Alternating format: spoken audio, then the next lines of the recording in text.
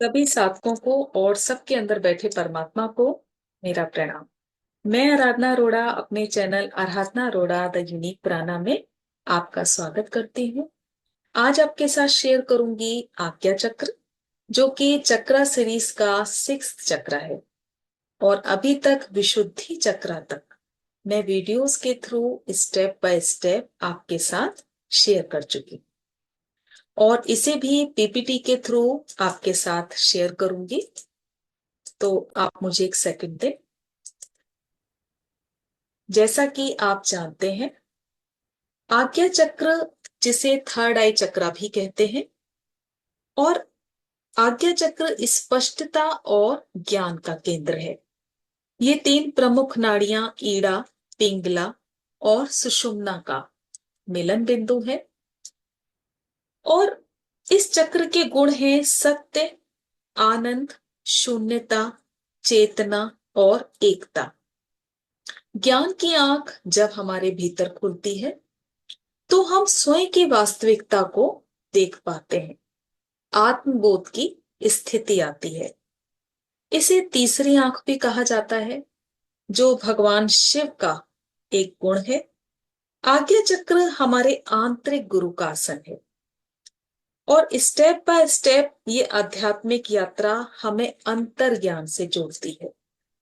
ये लोकेटेड होता है सेंटर ऑफ द फॉरहेड, यानी दोनों आईब्रोज के बीच में, बिंदी वाले पॉइंट के ठीक पीछे। इसका कलर है ब्लू, और ये रिप्रेजेंट करता है अंतर्ज्ञान को, अवेयरनेस को, स्पिरिचुअलिटी को। और इसका एलिमेंट है अव्यक्त, जिसे डिस्क्राइब ना किया जाए, व्यक्त ना किया जाए, आकारहीन, फॉर्मलेस। अगर ये चक्र बैलेंस्ड है तो ये रिप्रेजेंट करता है हमारे विजुअलाइजेशन को, हमारे विजडम को, इंट्यूशन को, इमेजिनेशन को, रिलीजियस कम्युनिकेशन को, स्पिरिचुअल कनेक्शन को, और यूनिवर्सल कनेक्शन को। मेमोरी पावर हमारी स्ट्रांग होती है, इंक्रीज होती है। अगर ये तृतीय नेत्र जाग जाए तो हमारे अंदर बहुत सारी शक्तियां जागृत होने लगती हैं। एस्ट्रल ट्रेवल, टेलीपैथी, या सिर्फ बोल देने से या कुछ कह देने से, सिर पर हाथ रख देने से काम का बन जाना। और थर्ड आई अगर जागृत हो जाए तो हम इनलाइटेंड हो जाते हैं। आज्ञा चक्र जितना स्ट्रांग होगा, हमारी स्ट्रांग इंट्यूशन पावर भी उतनी स्ट्रांग हो जाती है। इंट्यूशन पावर यानी कि अंतः प्रज्ञा, कोई भी घटना घटित होने से पहले उसकी जानकारी मिल जाना, जिसे हम इनर वॉइस या सोल वॉइस भी कहते हैं। इसका एक्सपीरियंस हम करते भी हैं। जैसे कभी कभी मन बहुत खुश होता है और तभी हमें कोई गुड न्यूज भी मिल जाती है, या मन दुखी भी होता है तो तभी हमें कोई बैड न्यूज का मिल जाना। ये होती है इंट्यूशन पावर। और जैसे जैसे हमारे अंदर ये आत्मा की आवाज आनी शुरू होती है, हम निरीक्षण करने लगते हैं कि मैं कौन हूं, मेरी यात्रा क्या है, मैं कहां से आया हूं, मेरा उद्देश्य क्या है। जब आज्ञा चक्र इनबैलेंस्ड होता है तो सिर में दर्द होना, माइग्रेन होना, ब्रेन डिसऑर्डर होना, विजन में प्रॉब्लम होना, बेवजह सोचते रहना, किसी भी तरह की गलत बातों में साथ देना या गलत करना, जिसे हम इंट्यूशन को प्राप्त नहीं कर पाते।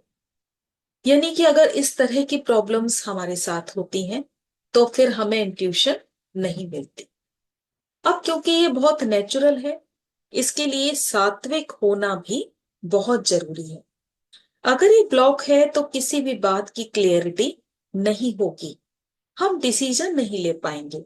इरिटेट होना, गुस्सा आना, डाउटफुल रहना, ओवर थिंकिंग करना, हमेशा टेंशन में रहना, ये सारे मेंटल सिम्टम्स हैं थर्ड आई के, जब ये ब्लॉक हो जाती है। और हमेशा ऐसा नहीं कि अब आपके सिर में दर्द है या विजन में प्रॉब्लम है, तो आपने सीधे सीधे इसको कनेक्ट किया कि मेरा तो चक्र बैलेंस नहीं है, ब्लॉक है, इसीलिए मुझे ये प्रॉब्लम हुई। तो ये थिंकिंग आपकी गलत होगी, क्योंकि ऐसा नहीं है। अब क्योंकि मैं आपको आज्ञा चक्र के विषय में बता रही हूं, तो इससे रिलेटेड जो भी सिम्टम्स हैं उन्हें मैं कनेक्ट करूंगी। अगर थर्ड आई ज्यादा एक्टिव हो जाए तो हमें विजन में हम खोए रहते हैं, या फिर उसका सदुपयोग हम नहीं कर पाते।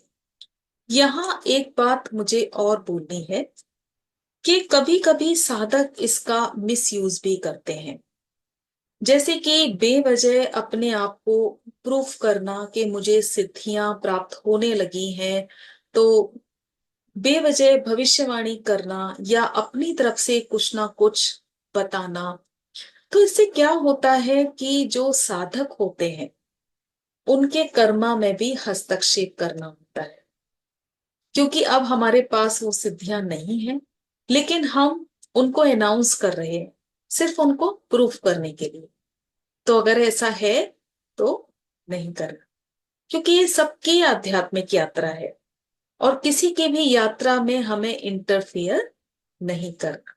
ऐसा करना यानी अपने लिए स्ट्रॉन्ग कर्मा और क्रिएट कर लेना, और ऐसा तो हम करते ही हैं, साथ में जो हमारी आध्यात्मिक यात्रा होती है वो भी पीछे हो जाती है। अब आज्ञा चक्र को हम बैलेंस कैसे करें? तो सबसे पहले ध्यान करें, प्रतिदिन माइंड को ऑब्जर्व करें, अननेसेसरी थॉट ना आए, ज्यादा ना सोचें, सत्य के मार्ग पर चलें, सात्विक बने, स्पिरिचुअल बुक्स पढ़ें। और सिर्फ बुक पढ़ना मकसद नहीं है, इसके ज्ञान को अपने भीतर अप्लाई करें, और स्पिरिचुअल मीटिंग अटेंड करें, सत्संग सुने। इसके अलावा नाड़ी शुद्धि प्राणायाम कर सकते हैं, ज्ञान मुद्रा लगा सकते हैं, शीर्ष आसना, बाल आसना, या मेडिटेशन सबसे अच्छा तरीका है। आप मेडिटेशन कर सकते हैं, ओम की चैंटिंग कर सकते हैं, और इस तरह से धीरे धीरे चक्रा जागरूक होने लगता है, एक्टिव होने लगता है। आप पॉजिटिव एफर्मेशन भी कर सकते हैं।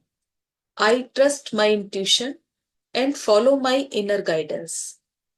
आई am open to receiving spiritual insights and wisdom. I am connected to universe. My mind is clear, focused and sharp. इस तरह के एफर्मेशन है, बहुत ही इजी है। आप इनको रिपीट कर सकते हैं और कोशिश करें डेली इसका अभ्यास करें। तो थैंक यू। उम्मीद करती हूँ बहुत अच्छी तरह से आपको समझ आया होगा, क्लियरिटी मिली होगी। तो आज के लिए इतना ही। बहुत बहुत धन्यवाद सभी का। और इसी बीच में जो भी मेरे सेशंस आते हैं आप उन्हें सुना करें और अपने जीवन का रूपांतरण करें। आज के लिए इतना ही। बहुत बहुत थैंक यू सभी का।